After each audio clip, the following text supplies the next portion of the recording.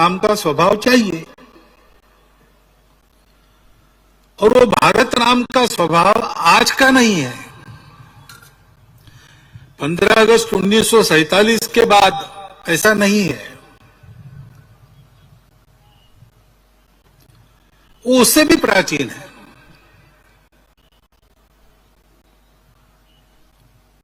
बहुत प्राचीन है। जब दुनिया के इतिहास ने आंखें खोली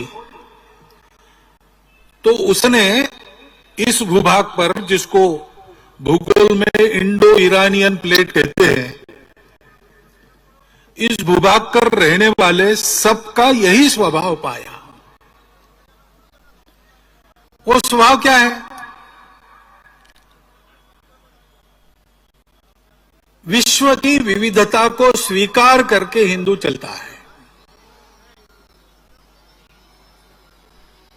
सभी की अपनी अपनी विशिष्टताएं होती है। हिंदू जानता है कि ये विशिष्टताएं जिस एक सत्य का आविष्कार है, वो सत्य एक ही है।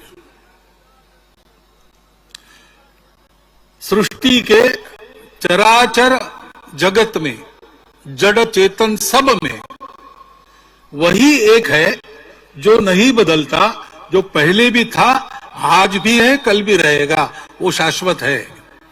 बाकी सब बदलते रहता है। वो बदल भी उसी एक की अभिव्यक्ति होती है। और इसलिए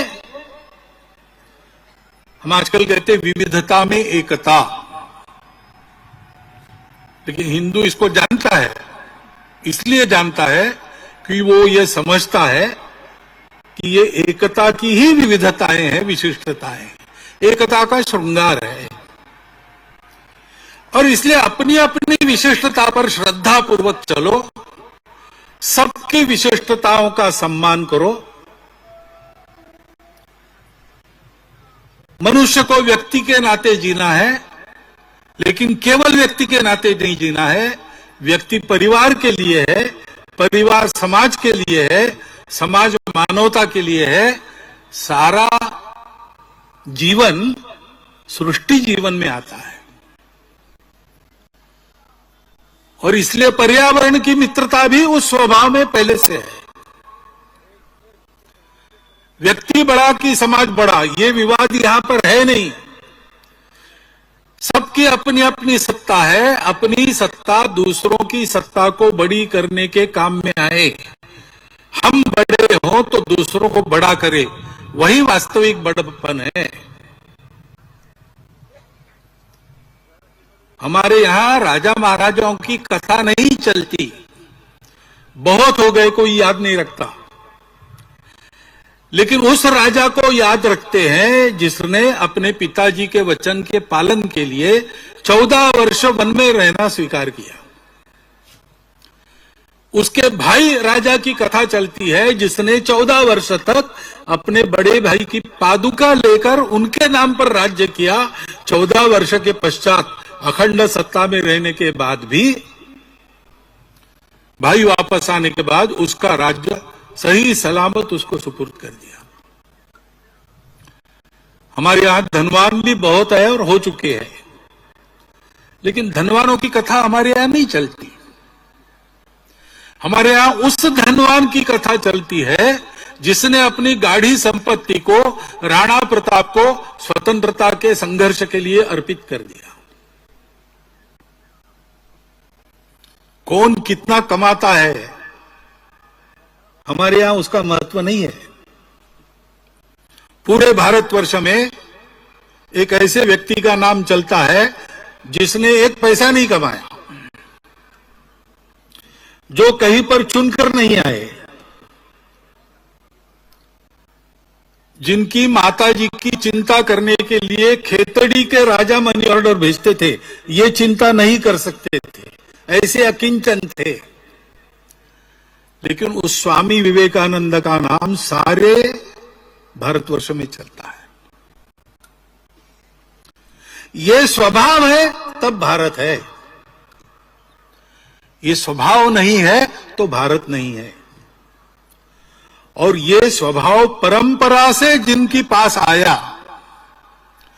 इस स्वभाव में प्रथम दीक्षित जो हुए और उस प्राचीन समय से आज तक जो उस स्वभाव का निर्वाह कर रहे हैं, ऐसे समूह को आज भारतवर्ष में हिंदू समाज कहा जाता है। वो हिंदू समाज और भारतवर्ष एक रूप है, क्योंकि वह हिंदू समाज सारे देश की विविधताओं को एक सूत्र में चलाने वाली भारतीय संस्कृति के आचरण का प्रयास करता है। आज की अवनत अवस्था में भी उसकी मान्यता ध्रुव है। मातृवत परदारेषु परद्रव्येषु लोष्ठवत आत्मवत सर्वभूतेषु यह पश्यति स पंडिता। पढ़ा लिखा विद्वान समझदार आदमी उसको कहते हैं जो महिलाओं में माता को देखता है, दूसरों के धन का अपहार नहीं करता, उसकी इच्छा नहीं करता, बिना कमाई खाता नहीं है, और जिन बातों के कारण हमको दुख होता है वो बातें दूसरों के प्रति हम नहीं करेंगे। सारे भारतवर्ष में आसितु हिमाचल हिंदू समाज में विश्व भर में फैले हिंदुओं में भी आचरण की मान्यता यही है। ऐसा करने का सब लोग प्रयास करते हैं, कुछ लोग कर पाते हैं, कुछ लोग नहीं कर पाते होंगे, लेकिन मान्यता तो यही है। ये भारतवर्ष की पहचान है। और इसलिए भारतवर्ष को अगर परम वैभव संपन्न बनाना है तो ये तो विश्व का सर्वमान्य सत्य है कि किसी देश के समाज की जो क्वालिटी है, समाज की जो गुणवत्ता है, वैसा वो देश बनता है।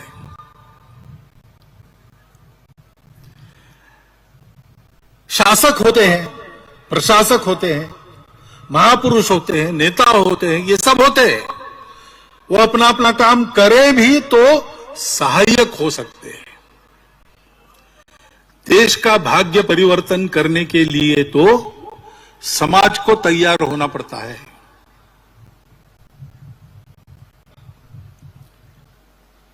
द डार्केस्ट आवर ऐसी एक फिल्म है, चलती है चैनल पर। दूसरे महायुद्ध में इंग्लैंड तबाह हो रहा था, पास में लड़ने का बल नहीं था, एयरफोर्स नहीं था उस समय उसके पास, नेवी सारी खत्म हो गई, और डंकर्क में उनकी इन्फेंट्री के, आर्मी के 40,000 जवान घेरे में आ गए। उनको छुड़ाने के लिए पास जहाज नहीं है। मछुआरों की नौकाओं को एक एक भेजकर उनको लाना पड़ रहा है। वहां वो बचेंगे नहीं तो सीधा जर्मनी आक्रमण करेगा इंग्लैंड की भूमि पर। ऊपर से बमबारी हो रही है। ऐसी अवस्था में वहां के मंत्रिमंडल के लोगों ने विचार किया कि संधि की वार्ता करेंगे मुसोलिनी के द्वारा हिटलर से, और मध्यस्थ बनने के लिए मुसोलिनी तैयार है, करना चाहिए।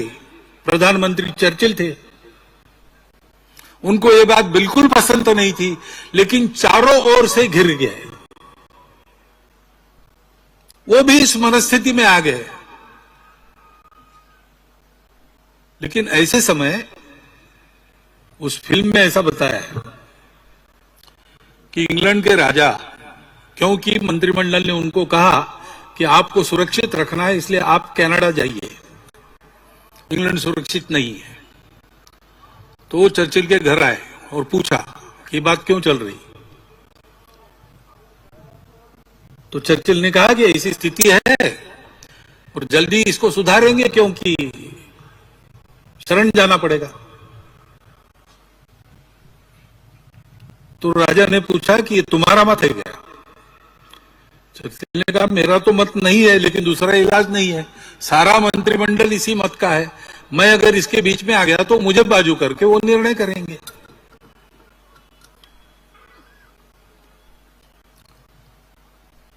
तो राजा उनको पूछता है कि तुमको चुन के किसने दिया? मंत्रिमंडल ने चुन के दिया? बोले नहीं, जनता ने चुन के दिया। तो जनता क्या सोचती है जरा देखा। तो चर्चिल मेट्रो में जाता है, लोग आश्चर्यचकित होते हैं प्रधानमंत्री मेट्रो में देखकर। वो पूछता है लोगों को, वो लोग कहते बिल्कुल नहीं, हम लड़ेंगे, हम शरण नहीं होंगे, हमको नहीं झुकना है, हम आने नहीं देंगे उनको अंदर। उनका सामर्थ्य नहीं है, लेकिन उनका हृदय ही है। वो बोलने के बाद फिर चर्चिल ने निश्चय किया कि नहीं झुकना, और एक सुप्रसिद्ध भाषण उसका संसद में जो था, हम आकाश में लड़ेंगे, भूमि पर लड़ेंगे, समुद्र में लड़ेंगे, वो किया।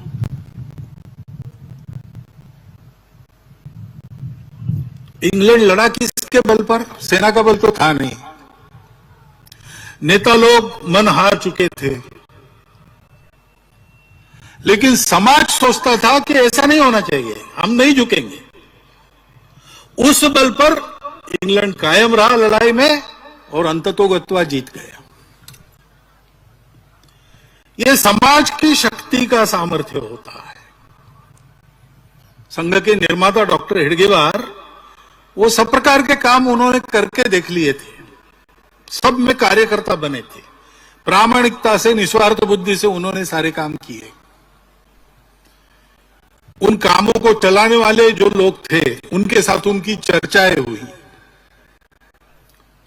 उनकी चर्चा सुभाष बाबू के साथ हुई, उनकी चर्चा गांधी जी के साथ हुई, लोकमान्य तिलक जी के साथ हुई, सावरकर जी, डॉक्टर अंबेडकर साहब, मदन मोहन मालवीय, सबसे उनके संपर्क आए थे। भगत सिंह, राजगुरु, इनके साथ भी आए थे। इनके साथ चर्चा और प्रत्यक्ष कार्य के अनुभव से उनके ध्यान में आया कि सब लोग ऐसा सोचते हैं कि जो विषय हमने हाथ में लिया है, किसी ने देश की स्वतंत्रता हाथ में ली है, किसी ने अस्पृश्यता को निकालने का बात हाथ में लिया है, किसी ने समाज के और सुधारों को सोचा, ये सब तो हम पूरे कर लेंगे, परंतु बार बार यह समस्याएं नहीं आएंगी, इसकी गारंटी क्या है? क्योंकि इतिहास को देखते हैं तो सिकंदर के समय से जो आक्रमण शुरू हुए,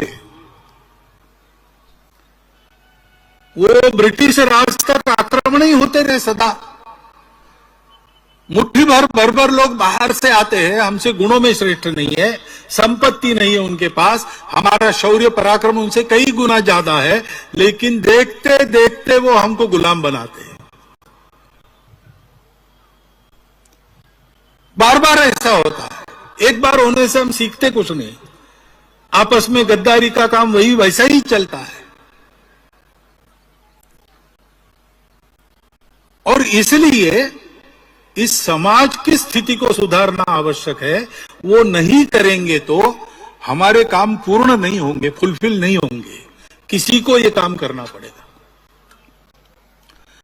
तो डॉक्टर हेडगेवार ने सोचा कि बड़े बड़े जो विषय है उसमें सब बड़े बड़े लोग लगे हैं, उसमें और किसी व्यक्ति की आवश्यकता नहीं है, समाज उनको समर्थन दे रहा है।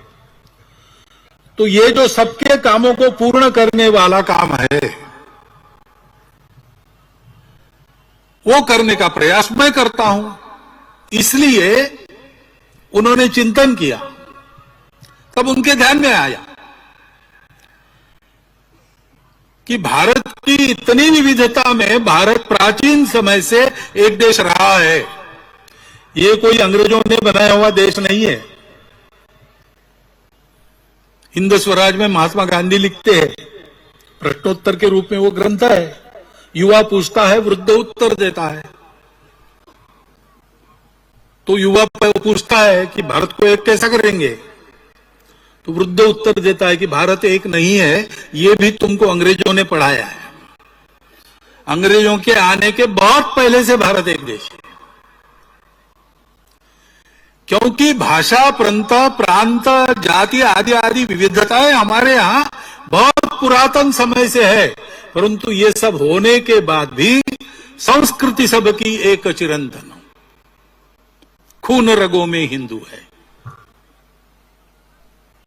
हमको हिंदू उस संस्कृति के कारण कहा जाता है, वो हमारी पहचान है, वो किसी एक विशिष्ट पंथ संप्रदाय ऐसा नाम नहीं है, किसी विशिष्ट भाषा का नाम नहीं है। भारतवर्ष में रहने वाले सभी भारतीय संप्रदायों के लोग, भारतवर्ष में सभी भारतीय भाषाएं बोलने वाले लोग, भारतवर्ष के समाज की जितनी व्यवस्था है उसके अंदर आने वाले लोग सब एक बात को मानते हैं, सब में एक तत्व है, उसी से विविधता बनी है। इसलिए विविधता में भी एकता देखो, एकता का साक्षात्कार जीवन का परमोच्च लक्ष्य, उपभोग नहीं, संयम चाहिए। सुख बाहर नहीं मिलता, अंदर का सुख उसको प्राप्त करो। समान मान्यता भारतवर्ष के अंदर है, उसके कारण भारतवर्ष एक है। उस बात को आज हम कहते हैं तो लोग कहते हैं आप हिंदुत्व बोल रहे हो, आप हिंदू हो। इस हिंदू समाज को संगठित करना है। आज भी हम देखते हैं समस्याएं हैं, समस्याएं रहती ही है। कितना भी अच्छा समय हो, समस्या नहीं ऐसा कभी होता नहीं। मनुष्य के जीवन में नित्य बाधाओं को पार करते हुए ही जाना पड़ता है। वैसे समाज के जीवन में भी छोटी मोटी समस्याएं हमेशा रहती है, कभी ज्यादा समस्याएं, कभी बड़ी समस्याएं, कभी छोटी समस्याएं, परंतु समस्याएं क्या है इससे फर्क नहीं पड़ता।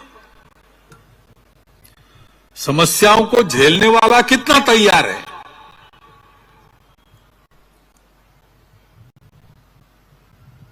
महाभारत के अनेक संस्करण है, अनेक वर्जन्स है। उसमें एक महाभारत में ये कथा है कि महाभारत युद्ध समाप्त होने के बाद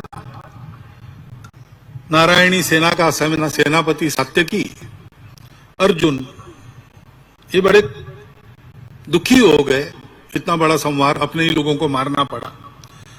तो मन को बहलाने के लिए उन्होंने शिकार में जाना तय किया। कृष्ण को कहा साथ में चलिए, तो तीनों गए। शिकार खेलते खेलते सायंकाल होगी, रात्रि आने लगी। तो भाई जंगल में से यात्रा करके वापस जाना रात को नहीं करना, कैंप करना। इसलिए एक पेड़ के नीचे कुछ भोजन बना के खा लिया और सोने की तैयारी हुई। जंगल है इसलिए पहरा देना है। तो सात्यकी पहले रक्षण करेगा, उसके बाद अर्जुन की बारी, उसके बाद श्री कृष्ण की बारी। 3-3 घंटा करेंगे। तो सात्यकी रक्षण करने लगा। तो इन दोनों जंगल में राक्षस होते थे। तो एक राक्षस आया वहां पे, मायावी था, उसका आकार अंगूठे जितना ही था। अंगूठे जितने राक्षस ने आकर सात्यकी को कहा बहुत अच्छा हो गया, तुम तीनों एक साथ मिल गए। बहुत दिनों से मनुष्य का मांस खाया नहीं, तुम तीनों को खाके मैं अपना पेट भरूंगा। वो सात्यकी ने देखा कौन बोल रहा है, तो दिखाई नहीं पहले। बाद में उसको ध्यान में आया कि घास के पत्तों के पीछे एक अंगूठे जितना राक्षस बोल रहा है। तो सात्यकी जोर से हंसा कि वास्तव में तुम्हारा मुंह बहुत छोटा है और तुम बहुत बड़ी बात कर रहे हो। तुम हो कितने, ज्यादा बात मत करो, निकल जाओ यहां से, नहीं तो मार खाओगे। तो राक्षस कहा तुम मनुष्य हो इसलिए मुजोरी कर रहे हो, अभी तो कुछ हुआ ही नहीं और तुम मुझे धमकी दे रहे हो। कुछ हिम्मत है तो आ जाओ सामने, 2-2 हाथ हो जाए। तो सात्यकी ने उसको एक लात मारी। लात तो लगी लेकिन राक्षस जोर से हंसा और थोड़ा सा बड़ा हो गया। सात्यकी एकदम बौखला गया कि ये क्या हो रहा है। उसने और मारना शुरू किया लेकिन राक्षस मार खाए और बड़ा होते जाए। सात्यकी चिढ़ गया, बौखला गया, स्वयं पर ही क्रोध आने लगा, डर भी गया और राक्षस पर प्रहार करने लगा। लेकिन हुआ यही कि 3 घंटा राक्षस को मारते मारते राक्षस सात्यकी जितना बड़ा हो गया। तब सात्यकी को याद आया कि अपनी बारी समाप्त हो गई। तो उसने अर्जुन को जगाया, बताया भैया वहां एक ऐसा राक्षस है, तो जरा संभाल के। अर्जुन ने कहा मेरे पास दिव्यास्त्र है, मैं नहीं डरता राक्षसों, बहुत राक्षसों को मैंने मारा है। अर्जुन गया, देखा उसने राक्षस खड़ा है, उसने राक्षस को कहा कि भाग जाओ, अपने प्राण बचाने हैं तो, क्योंकि अब तुम्हारा पाला मेरे से है। मैं कौन हूं जानते हो? मैं अर्जुन हूं, कर्ण और भीष्म को परास्त किया, महाभारत युद्ध से बचकर निकला हूं। तो राक्षस ने कहा अच्छा अच्छा, तुम वही अर्जुन हो क्या? हमने तुम्हारी कहानी सुनी है, एक नपुंसक के पीछे खड़े रहकर अपने ही दादाजी के पीठ पर तुमने बाण चलाए और कर्ण रथ का पहिया उखाड़ने में लगा था, तब उसको मारा और अपने आप को दुनिया को सर्वश्रेष्ठ धनुर्धर कहते हो। तो अर्जुन चिढ़ गया और उसने अपने अस्त्र चलाना शुरू किया। लेकिन हुआ यही कि अस्त्रों के आघात होते रहे, राक्षस ताल के पेड़ के जैसा बड़ा हो गया। अर्जुन की बारी समाप्त हो गई। उसने कृष्ण को जगाकर बताया, तो कृष्ण ने कहा तुम सो जाओ, मैं देखता हूं। कृष्ण गए, उन्होंने देखा नहीं, वो अपने इधर उधर घूमने लगे। अब राक्षस राह देख रहा है कि ये देखेगा। अंत में कृष्ण कुछ देख ही नहीं रहे, तो उसने कहा तुम अंधे हो क्या? इतना बड़ा मैं यहां खड़ा हूं, दिख नहीं रहे हो? तो कृष्ण जैसे उसको पहली बार देख रहे ऐसा देखा हो, कहा बहुत अच्छा हो गया, मुझे लगा अकेले ही 3 घंटे काटने पड़ेंगे, अब तुम मिले हो तो गपशप करेंगे, फिर सुबह हम अपने घर जाएंगे, तुम अपने घर जाओ। तो राक्षस ने कहा मैं गपशप करने के लिए नहीं आया, तुमको खाने वाला हूं। अरे इतने रात को तुम मांस खाएंगे, वो भी मनुष्य का? अपचन हो जाएगा भैया, ऐसा कुछ मत करो, बहुत भूख लगी है तो घर जाओ, नींबू की शिकंजी पी लो। तो राक्षस चिढ़ गया, उसने कृष्ण को एक गुस्सा मारा, लेकिन कृष्ण सावधान थे, वो बच गए। राक्षस थोड़ा सा छोटा हो गया। फिर आगे यही चला, राक्षस आघात करते चला जाए और कृष्ण अपने दिमाग को शांत रख के उसके आघात से बचते रहे। कभी बीच में मौका मिला तो एक आधा तमाचा मार दिया वगैरह, ऐसा करते थे। राक्षस क्रोधित होता था, वैसे वैसे छोटा होता था और फिर से अंगूठे जितना बन गया, तब कृष्ण ने उसको उठा के अपने पल्लू में बांध लिया। बाद में पूछा अर्जुन और सात्विकी ने, कहा गया वो राक्षस? उसको बांध के रखा है। अरे ये कैसे हो गया? आपने कौन सा दाव चला, कौन से शस्त्र का उपयोग किया, कौन सा अस्त्र चलाया? कृष्ण का अस्त्र शस्त्र की क्या जरूरत है भैया? ये ऐसी जो समस्याएं, ये ऐसे राक्षस होते हैं ना, ये अपना चिढ़ना, अपना बौखलाहट, इस पर ही पलते हैं। और इसे दिमाग शांत रखो। पहली बात समझो अपनी शक्ति क्या है, उसको बढ़ाते रखो। समझो उनकी शक्ति क्या है, ये ठीक से समझते हो और शांत मन से सोचते हो, तब कब क्या करना सब समझ में आता है। अपने देश के सामने अनेक समस्याएं हैं, है ठीक है, कब नहीं थी और किसके सामने नहीं थी, किस देश के सामने नहीं थी, सबके सामने थी। समस्याओं का होना महत्वपूर्ण नहीं है, समस्याओं का प्रतिकार करने वाले हम हैं। हमारी गुणवत्ता क्या है, हमारी एकता कितनी है। संगठन, संगठन यानी क्या है? एकता। एकता क्यों? स्वार्थ के लिए नहीं, संघ को कुछ पाना नहीं है। तेरा वैभव अमर रहे मां, हम दिन 4 रहे न रहे।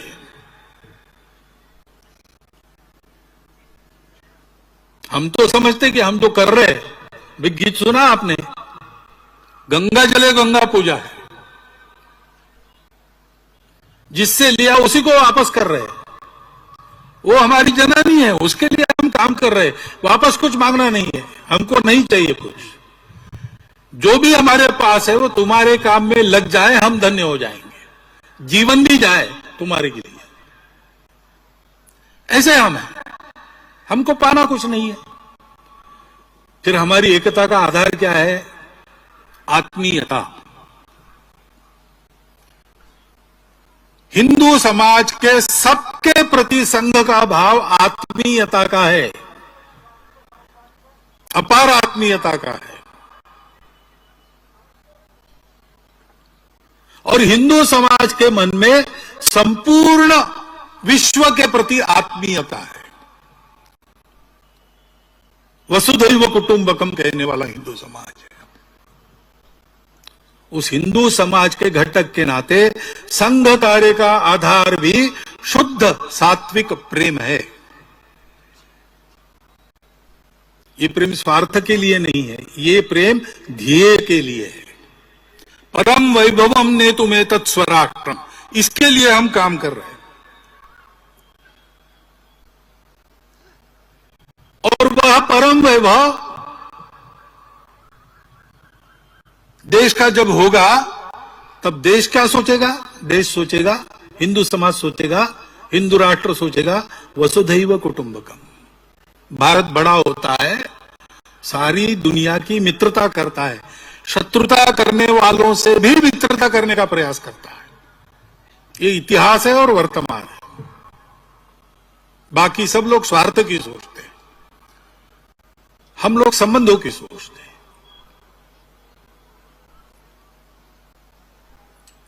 और इसलिए इस प्रेम का आधार है ध्येय निष्ठा। संपूर्ण हिंदू समाज को संगठित करते हुए, हिंदू धर्म संस्कृति समाज का संरक्षण करते हुए अपने इस भारतवर्ष को परम वैभव संपन्न बनाना ये ध्येय है। बाकी हमको कुछ नहीं मिला तो भी चलेगा, मान सम्मान धन्यवाद प्रतिष्ठा स्थान राजनीतिक यशस्वी कुछ नहीं चाहिए। और इसलिए हम स्वयं होकर अपने आप को एक अनुशासन में बांध लेते हैं, जिसके कारण ये मेल मिलाप बढ़ता है, ये आत्मीयता बढ़ती है। छोटी मोटी मनुष्य स्वभाव की विचित्रताएं होने के बाद भी सब लोग मित्र बने रहते हैं, और केवल वही मित्र बने रहते हैं ऐसे नहीं है। अभी चलता ऐसे है कि हम अपना एक सर्कल बनाते हैं और बाकी लोगों को बाहर रखते हैं। लेकिन संघ का स्वयंसेवक अपने सर्कल को बड़ा करते जाता है, उसमें सबको लेता है। ऐसी एक कार्य पद्धति है जो संगठन की कार्य पद्धति कही जाती है। संघ के स्वयंसेवक ये सब करते हैं। संघ के स्वयंसेवक इसका अभ्यास करते हैं। ये अपने आप नहीं होता, केवल विचारों से नहीं होता। रोज शाखा की साधना संघ के स्वयंसेवक करते हैं। नित्य शाखा में आकर जो सरल छोटे छोटे शारीरिक बौद्धिक कार्यक्रम होते हैं, आपस में मेल मिलाप होता है, मिलकर काम करना होता है, उन सब से यह स्वभाव विकसित होता है। संपूर्ण हिंदू समाज में यह आत्मीयता का, समता का, समरसता का स्वभाव, देश हित में जीने मरने का स्वभाव उत्पन्न करने की जो कार्य पद्धति है, मेथोडोलॉजी है, उसका नाम है राष्ट्रीय स्वयंसेवक संघ। और यह थियरी नहीं रही। संघ अपने 100 वर्ष पूर्ण कर रहा है। 1925 से ये काम शुरू हुआ और जैसे जैसे स्वयंसेवक तैयार हुए, संघ की शक्ति बढ़ती गई। समाज जीवन के सब क्षेत्रों में संघ के स्वयंसेवक जाकर काम कर रहे, और जहां वो काम कर रहे वो सारे कार्य, वो सारे संगठन, वो सारे उपक्रम, वो सारी गतिविधियां वो उनकी अपनी है, स्वतंत्र अलग स्वायत्त है।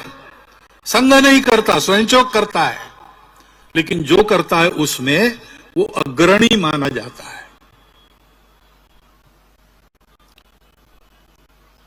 एक 1,30,000 के ऊपर छोटे बड़े सेवा प्रकल्प सारे देश में स्वयंसेवक अपनी चमड़ी घिसकर, अपनी दमड़ी खर्चा करते हुए, सरकारी सहायता न लेते हुए, समाज को जोड़ते हुए करते हैं। समाज के बलबूते खड़े करते हैं। समाज जीवन के सब क्षेत्रों में, क्रीड़ा हो, कला हो, कुछ भी हो, सब में स्वयंसेवक काम कर रहे हैं। किस लिए कर रहे हैं?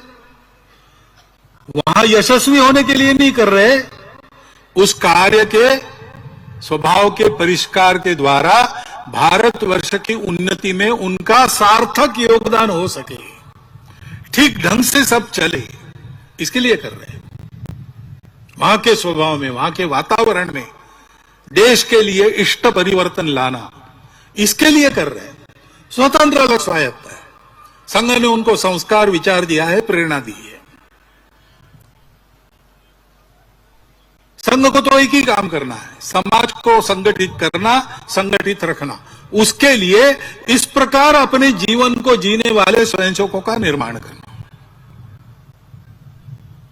यही संघ का काम है। इस संघ के कार्य को समझना चाहिए, क्योंकि बहुत सारे शतकों के बाद एक ऐसा काम भारतवर्ष में हुआ है। मुझे लगता है कि तथागत बुद्ध के बाद पहली बार इस प्रकार के स्वभाव निर्माण का कार्य संपूर्ण भारतवर्ष में हो रहा है। इसको समझने के लिए समय लगता है, और जिनको डर लगता है कि इस कार्य के बढ़ने से अपने स्वार्थ की दुकान बंद हो जाएंगे, वो तरह तरह का अपप्रचार भी करते हैं, बाधाएं भी आती है। अज्ञान के कारण भी लोग गलतफहमी में कुछ कुछ कहते हैं, बोलते हैं।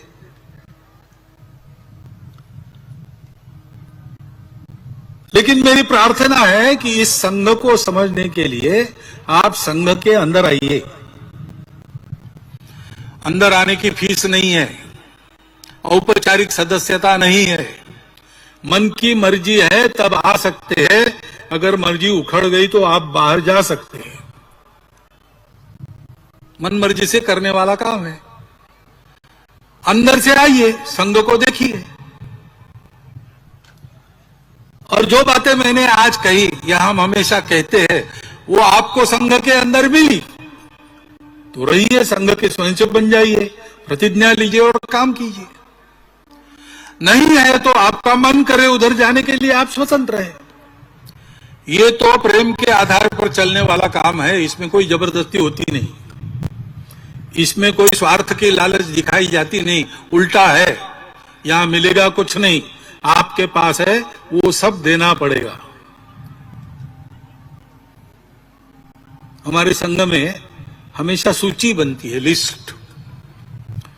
वो मराठी में उसको कहते हैं यादी, अनेक वचन होता है याद्या, यानी सूचियां। लेकिन मराठी में या यानी आइए और द्या यानी दीजिए, ये भी होता है। तो हमारे एक संघचालक महोदय कहते थे कि संघ में या यानी आइए, द्या और दीजिए, इतना ही काम है, लेने का काम नहीं है। ऐसा ये संघ है। इसको समझना है तो दूर से देख के नहीं होता, इसका अनुभव लेना पड़ता है। दूर से देखेंगे तो गलतफहमी होगी। अंधों के गांव में हाथी गया, उन्हें हाथी को हाथ लगाकर देखा और सब फिर वर्णन करने लगे। किसी ने कहा हाथी खंबे जैसा होता है, हाथी के पांव को उन्होंने हाथ लगाया था। किसी ने कहा खंबे जैसा नहीं, रस्सी जैसा होता है, उसने पूंछ पकड़ी थी। किसी ने कहा रस्सी भी नहीं, खंबा भी नहीं, बहुत बड़ी दीवार है, उसने पेट पर हाथ घुमाया था।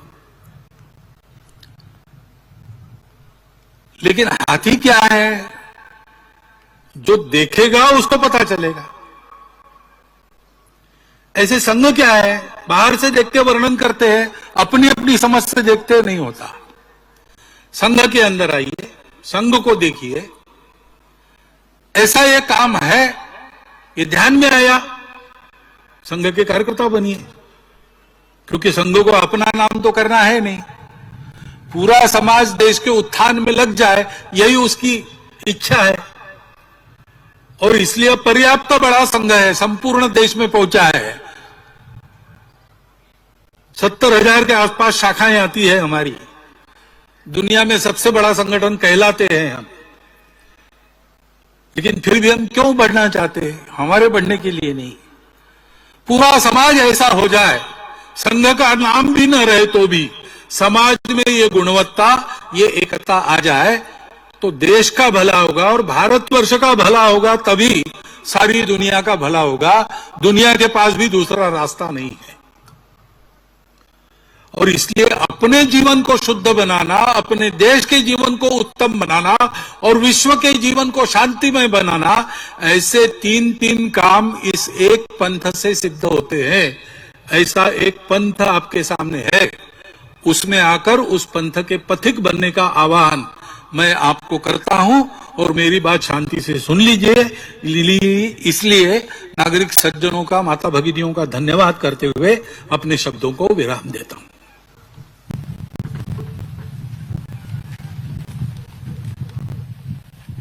नागरिक सज्जन, माता भगिनी एवं आत्मीय स्वयंसेवक बंधु,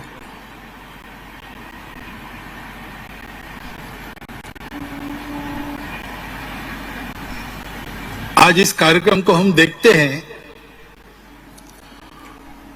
तो संघ से जो परिचित नहीं है उनके मन में प्रश्न आता है।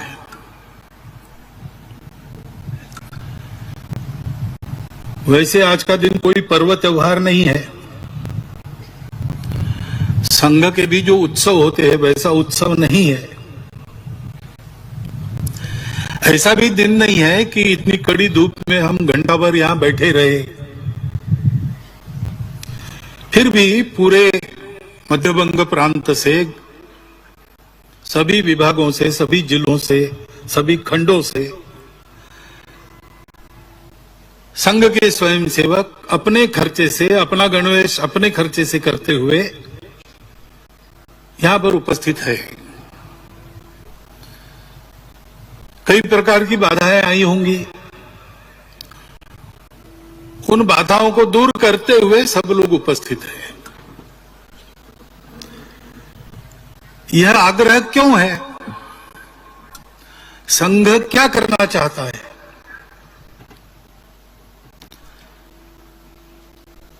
तो एक वाक्य में इस प्रश्न का उत्तर देना हो तो संघ संपूर्ण हिंदू समाज का संगठन। हिंदू समाज का संगठन क्यों? क्योंकि इस देश का उत्तरदायी समाज हिंदू समाज है। अमृत वचन पहले पढ़ा गया, वो आपने सुना। भारतवर्ष एक भूगोल नहीं है केवल। भूगोल तो छोटा बड़ा होते रहता है, परंतु भारत तब कहा जाता है जब उसका एक स्वभाव होता है। भारत का एक स्वभाव है। उस स्वभाव के साथ हम नहीं रह सकते, ऐसा जिनको लगा उन्होंने अपना अलग देश बना लिया।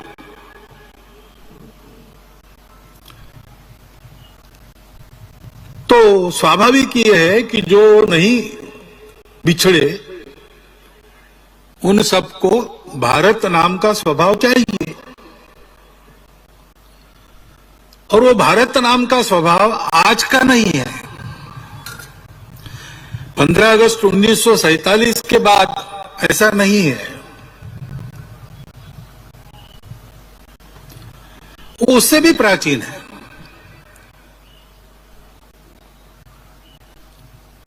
बहुत प्राचीन है। जब दुनिया के इतिहास ने आंखें खोली तो उसने इस भूभाग पर, जिसको भूगोल में इंडो ईरानियन प्लेट कहते हैं, इस भूभाग पर रहने वाले सबका यही स्वभाव पाया। वो स्वभाव क्या है? विश्व की विविधता को स्वीकार करके हिंदू चलता है। सभी की अपनी अपनी विशिष्टताएं होती है। हिंदू जानता है कि ये विशिष्टताएं जिस एक सत्य का आविष्कार है वो सत्य एक ही है। सृष्टि के चराचर जगत में, जड़ चेतन सब में वही एक है जो नहीं बदलता, जो पहले भी था, आज भी है, कल भी रहेगा। वो शाश्वत है। बाकी सब बदलते रहता है। वो बदल भी उसी एक की अभिव्यक्ति होती है। और इसलिए हम आजकल कहते विविधता में एकता। लेकिन हिंदू इसको जानता है। इसलिए जानता है कि वो ये समझता है कि ये एकता की ही विविधताएं हैं, विशिष्टताएं हैं, एकता का श्रृंगार है। और इसलिए अपनी अपनी विशिष्टता पर श्रद्धा पूर्वक चलो, सबकी विशिष्टताओं का सम्मान करो। मनुष्य को व्यक्ति के नाते जीना है, लेकिन केवल व्यक्ति के नाते नहीं जीना है। व्यक्ति परिवार के लिए है, परिवार समाज के लिए है, समाज मानवता के लिए है। सारा जीवन सृष्टि जीवन में आता है। और इसलिए पर्यावरण की मित्रता भी उस स्वभाव में पहले से है। व्यक्ति बड़ा कि समाज बड़ा, ये विवाद यहां पर है नहीं। सबकी अपनी अपनी सत्ता है, अपनी सत्ता दूसरों की सत्ता को बड़ी करने के काम में आए। हम बड़े हों तो दूसरों को बड़ा करे, वही वास्तविक बड़प्पन है। हमारे यहां राजा महाराजाओं की कथा नहीं चलती, बहुत हो गए, कोई याद नहीं रखता। लेकिन उस राजा को याद रखते हैं जिसने अपने पिताजी के वचन के पालन के लिए 14 वर्ष वन में रहना स्वीकार किया। उसके भाई राजा की कथा चलती है जिसने 14 वर्ष तक अपने बड़े भाई की पादुका लेकर उनके नाम पर राज्य किया। 14 वर्ष के पश्चात अखंड सत्ता में रहने के बाद भी, भाई वापस आने के बाद उसका राज्य सही सलामत उसको सुपुर्द कर दिया। हमारे यहां धनवान भी बहुत है और हो चुके हैं, लेकिन धनवानों की कथा हमारे यहां नहीं चलती। हमारे यहां उस धनवान की कथा चलती है जिसने अपनी गाढ़ी संपत्ति को राणा प्रताप को स्वतंत्रता के संघर्ष के लिए अर्पित कर दिया। कौन कितना कमाता है हमारे यहां उसका महत्व नहीं है। पूरे भारतवर्ष में एक ऐसे व्यक्ति का नाम चलता है जिसने एक पैसा नहीं कमाया, जो कहीं पर चुनकर नहीं आए,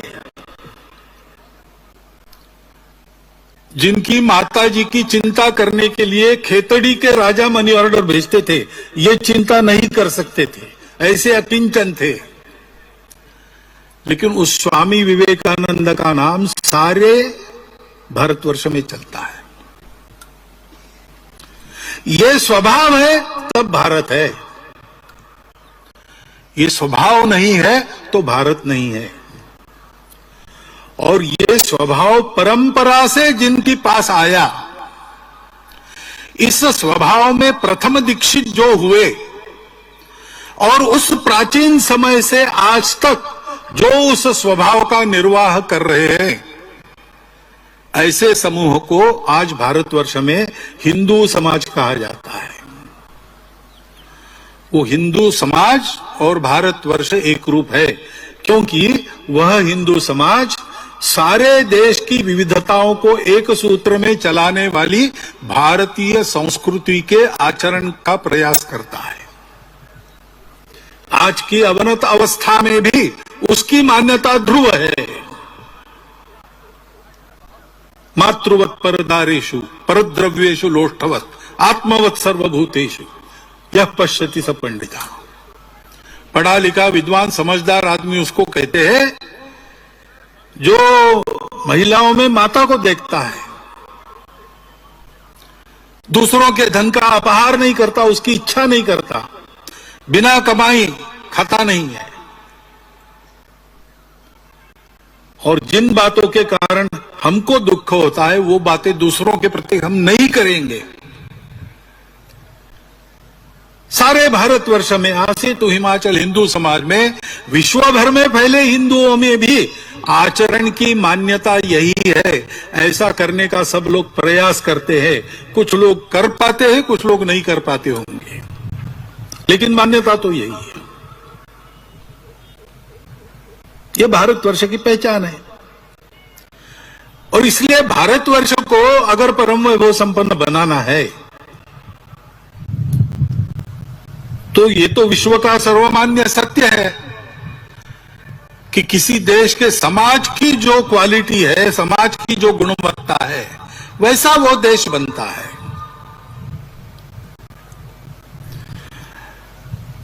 शासक होते हैं, प्रशासक होते हैं, महापुरुष होते हैं, नेता होते हैं, ये सब होते हैं। वो अपना अपना काम करे भी तो सहायक हो सकते हैं। देश का भाग्य परिवर्तन करने के लिए तो समाज को तैयार होना पड़ता है।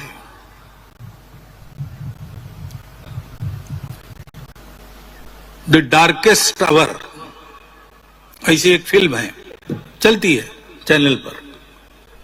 दूसरे महायुद्ध में इंग्लैंड तबाह हो रहा था, पास में लड़ने का बल नहीं था, एयरफोर्स नहीं था उस समय उसके पास, नेवी सारी खत्म हो गई और डंकर्क में उनकी इन्फेंट्री के, आर्मी के 40,000 जवान घेरे में आ गए। उनको छुड़ाने के लिए पास जहाज नहीं है। मछुआरों की नौकाओं को एक एक भेजकर उनको लाना पड़ रहा है। वहां वो बचेंगे नहीं तो सीधा जर्मनी आक्रमण करेगा इंग्लैंड की भूमि पर। ऊपर से बमबारी हो रही है। ऐसी अवस्था में वहां के मंत्रिमंडल के लोगों ने विचार किया कि संधि की वार्ता करेंगे मुसोलिनी के द्वारा हिटलर से, और मध्यस्थ बनने के लिए मुसोलिनी तैयार है, करना चाहिए। प्रधानमंत्री चर्चिल थे, उनको ये बात बिल्कुल पसंद तो नहीं थी, लेकिन चारों ओर से घिर गए। वो भी इस मनस्थिति में आ गए। लेकिन ऐसे समय उस फिल्म में ऐसा बताया है कि इंग्लैंड के राजा, क्योंकि मंत्रिमंडल ने उनको कहा कि आपको सुरक्षित रखना है, इसलिए आप कनाडा जाइए, इंग्लैंड सुरक्षित नहीं है। तो चर्चिल के घर आए और पूछा कि बात क्यों चल रही। तो चर्चिल ने कहा कि ऐसी स्थिति है और जल्दी इसको सुधारेंगे, क्योंकि शरण जाना पड़ेगा। तो राजा ने पूछा कि ये तुम्हारा मत है क्या? चर्चिल ने कहा मेरा तो मत नहीं है, लेकिन दूसरा इलाज नहीं है, सारा मंत्रिमंडल इसी मत का है। मैं अगर इसके बीच में आ गया तो मुझे बाजू करके वो निर्णय करेंगे।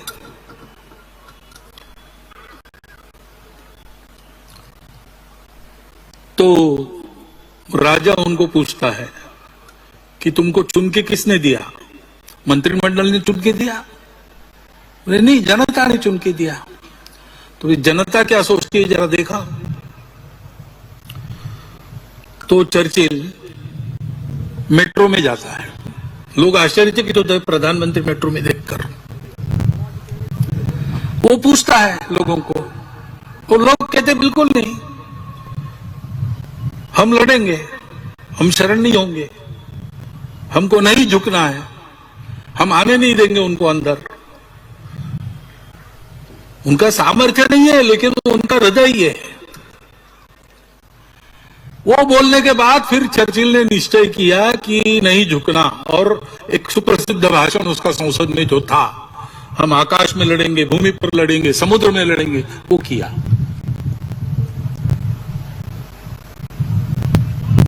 इंग्लैंड लड़ा किसके बल पर? सेना का बल तो था नहीं।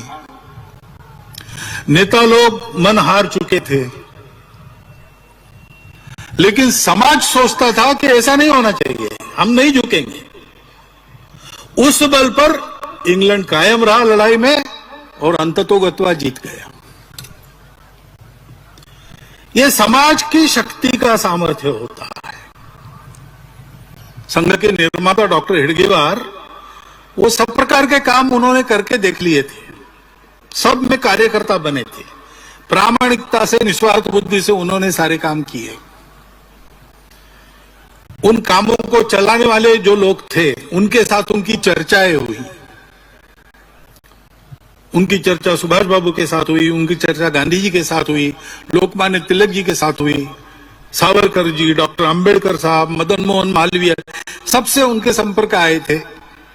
भगत सिंह, राजगुरु, इनके साथ भी आए थे।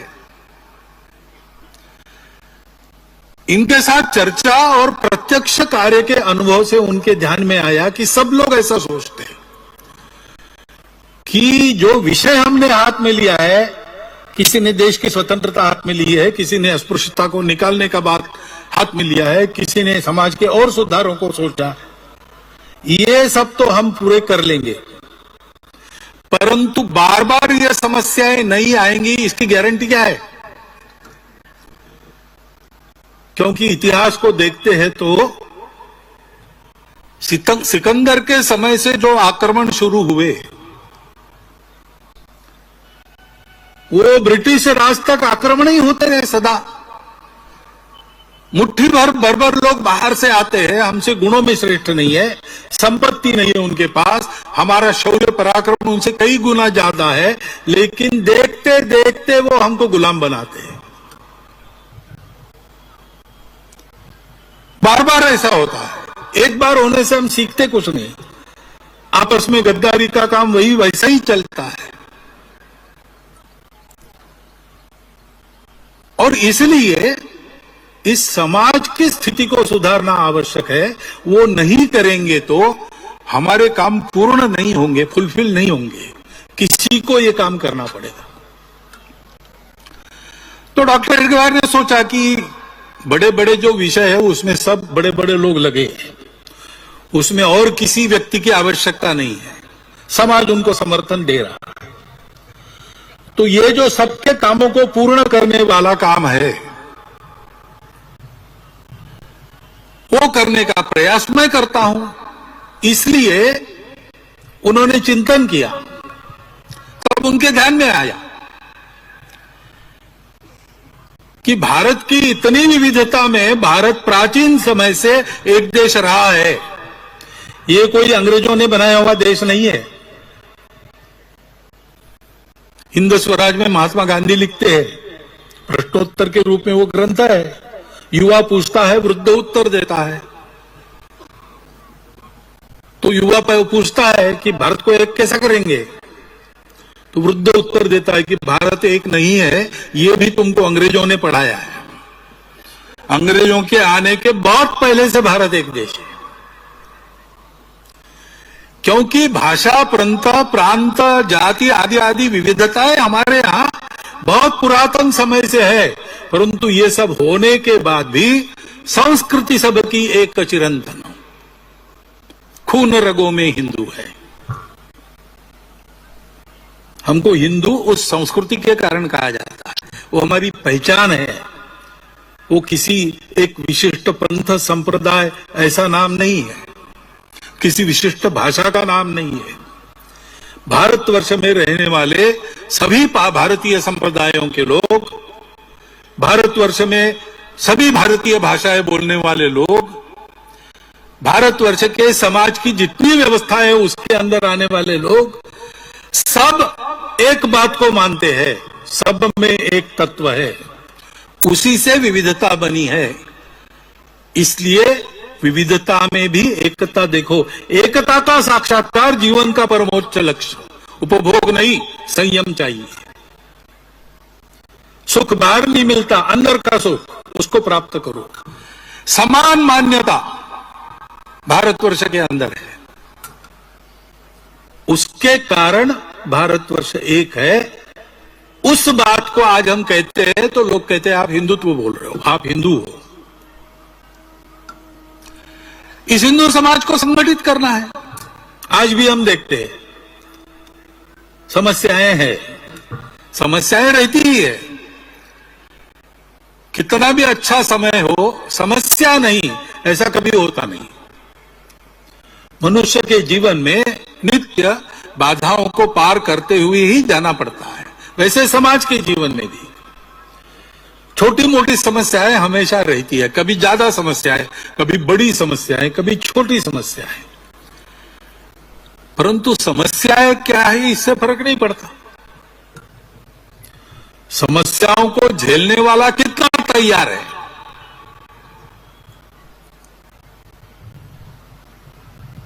महाभारत के अनेक संस्करण है, अनेक वर्जन्स है। उसमें एक महाभारत में एक कथा है कि महाभारत युद्ध समाप्त होने के बाद नारायणी सेना का सेनापति सात्यकी, अर्जुन ये बड़े दुखी हो गए। इतना बड़ा संहार, अपने ही लोगों को मारना पड़ा। तो मन को बहलाने के लिए उन्होंने शिकार में जाना तय किया।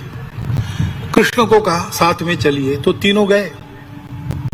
शिकार खेलते खेलते सायंकाल होगी, रात्रि आने लगी। तो भाई जंगल में से यात्रा करके वापस जाना रात को नहीं करना, कैंप करना। इसलिए एक पेड़ के नीचे कुछ भोजन बना के खा लिया और सोने की तैयारी हुई। जंगल है इसलिए पहरा देना है। तो सात्यकी पहले रक्षण करेगा, उसके बाद अर्जुन की बारी, उसके बाद श्री कृष्ण की बारी। 3-3 घंटा करेंगे। तो सात्यकी रक्षण करने लगा।